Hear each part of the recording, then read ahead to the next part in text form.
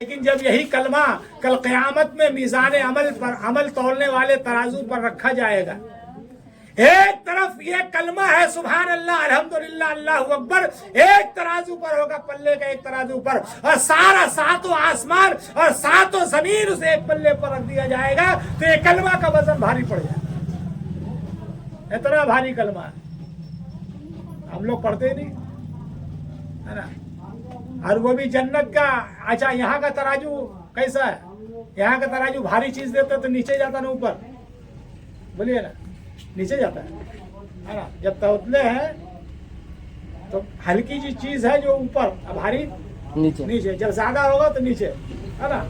लेकिन जन्नत का जो तराजू है जिस पर हमारा अमल तौला जाएगा, हमारी नेकी तौली जाएगी, वो तराजू उल्टा होगा। जब आपका अमल ज्यादा होगा तो तराजू ऊपर जाएगा,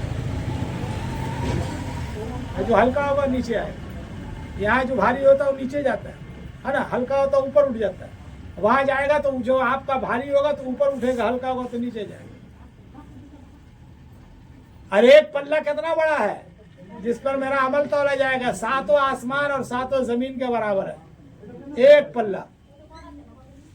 इतना बड़ा बोलिएगा तो दिमागे में नहीं हट रहा है, इतना बड़ा तराजू है, इतना बड़ा पल्ला हो सकता है ना।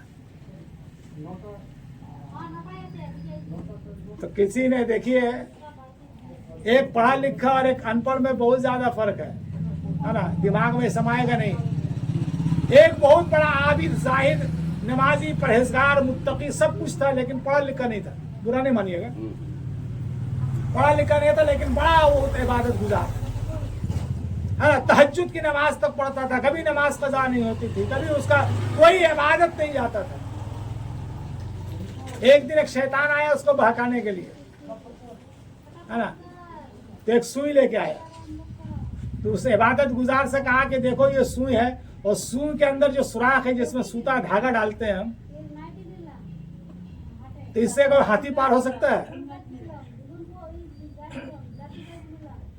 तो अब इतना छोटा सुराख, इतना बड़ा हाथी है?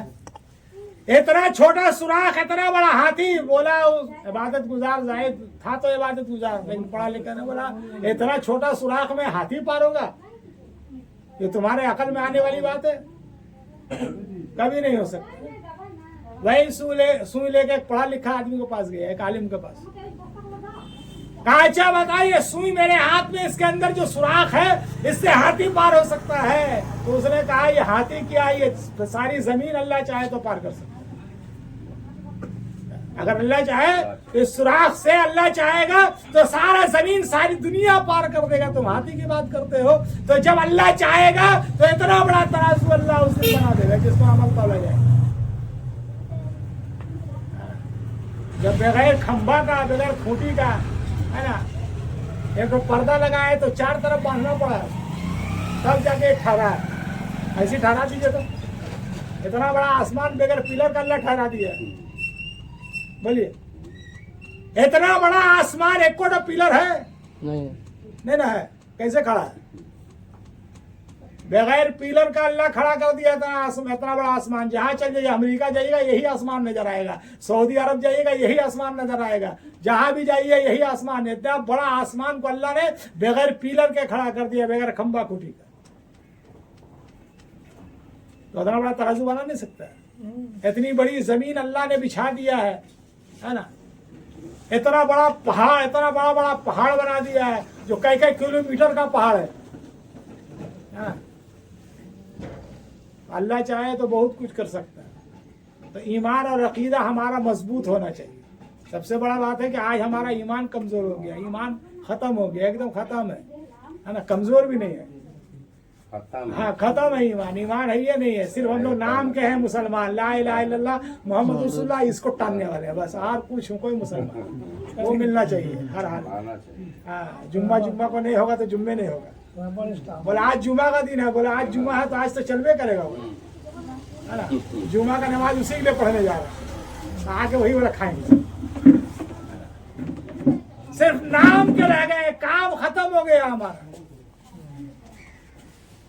तो जनाब नबी हसन साहब के, है ना, नवासी और पोता, माशाअल्लाह, दो को नेमत अल्लाह ने दी है। है ना, बहुत बड़ी नेमत है। अल्लाह ने फरमाया लड़का तुम्हारे लिए नेमत है, लड़की तुम्हारे लिए रहमत है। एक नेमत है, दूसरा रहमत है। तो देखिए किसी के घर में भी जब बच्चा पैदा होता है, लड़का हो चाहे लड़की हो, तो हम लोगों का इस्लाम में वसूल है, 10 असूल है, 10। और इस 10 उसूल को हम लोग फॉलो करते हैं, है ना। पैदाइश के बाद चाहे बच्चा हो चाहे बच्ची, लड़का हो चाहे लड़की, है ना। तो सबसे पहला वसूल जो इस्लाम का है कि पैदा होने के बाद, है ना, उसके कान में अजान, सब जानते हैं, है ना। लेकिन अभी जो रिवाज चला हुआ अजान देने का, वो हम लोग का तरीका रिवाज चल गया, इसलिए हम लोग उसी पर अमल कर रहे हैं। लेकिन हदीस के अंदर जो अल्फाज आया है ना कि दाहिने कान में अजान दो और बाएं कान में तकबीर पुकारो। तकबीर माने अकामत। अकामत तकबीर किसको बोलते हैं? जब मस्जिद में हम लोग अजान हो जाती है एक माइक से, और जब जमात का वक्त होता है उससे पहले मुअज्जिन साहब खड़े होके तकबीर पुकारते हैं, वही अजान का अल्फाज को दोहराते हैं, लेकिन उसमें 2 अल्फाज बढ़ा हुआ है, तब जाके नमाज शुरू होती है ना। ये होता कि नहीं? अल्लाह अकबर अल्लाह अकबर अल्लाह अकबर अल्लाह अकबर अशहदु अल्ला इलाहा इल्लल्लाह अशहदु अल्ला इलाहा इल्लल्लाह अशहदु अन्ना मुहम्मदन रसूलुल्लाह हय्या अलस सलाह हय्या अलल फलाह क़द क़ामतिस सलाह क़द क़ामतिस सलाह। ये 2 अल्फाज बढ़ा हुआ है जो तकबीर में पुकारते हैं। तो फरमाया पहले कान पे, दाहिने कान में मुकम्मल आजान पुकारो और बाएं कान में तकबीर पुकारो। तो कान में हुक्म है, आया अल्फाज कान में, हम लोग देते कहाँ? दरवाजा पर, है ना। बच्चा अंदर में है, बड़ा इमाम साहब, मौजिन साहब, मौलवी साहब आइए जरा अजान दे दीजिए, कहा बच्चा हुआ है, वो देखे अंदर में है, दरवाजे में मौजिन खड़े कर अजान दे,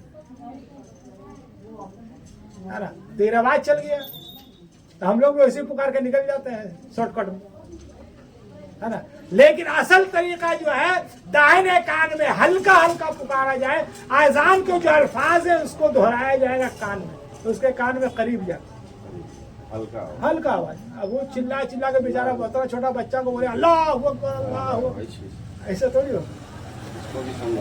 हाँ, तो दाहिने कान में हल्का हल्का आवाज अल्लाह अकबर अल्लाह अकबर अल्लाह अकबर अल्लाह अकबर, है ना। दाहिने कान में पुकार दिया, दूसरे कान में तकबीर दे दिया। फजर के आजान में भी 2 अल्फाज बढ़ा हुआ है ना।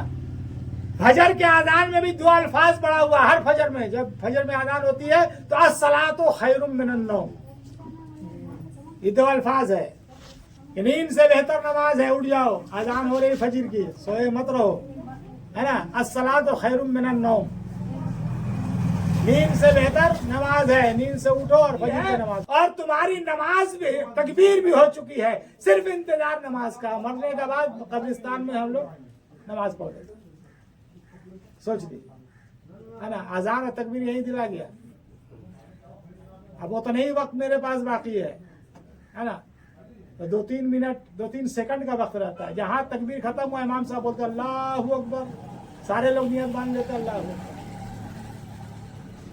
नमाज का भी इंतजार कीजिए अपना, आजान तकबीर हो गई। तो पहला उसूल है आजान देना। दूसरा ये है उसका बेहतरीन नाम रखना। मेरा मशवरा ये होता है कि पैदाइश से पहले नाम चुन लीजिए। हाँ, लड़का होगा तो ये नाम, लड़की पैदा होगी तो ये नाम। हम लोग 40वें तक चाहे मैंने 1.25 महीना तक नामे ढूंढते रहते हैं, क्या नाम रखे क्या नाम रखे, है ना। और अब तो हम लोग सब कोई पूछने भी नहीं जाता है, अल्लाह माशा अल्लाह, है ना। साथ नेट और मोबाइल ऐसा ऐसा नाम खोज के निकालेगा कि उसका माने मतलब हम लोग को मालूम है नहीं। हाँ, कोई माने मतलब मालूम है नहीं हम लोग का। हम लोग से पूछेगा इमाम साहब फलाना नाम रखा है, इसका माने बता दीजिए, तो जहाँ नाम रखा था वही पूछ रहा था माने। हमसे माने क्या पूछने आप? गूगल है ना। हाँ, गूगल, अभी तो गूगल सबसे बड़ा मौलाना गूगल हो गया। हाँ, हम लोग से बड़ा मौलाना हो गूगल बाबा। हाँ,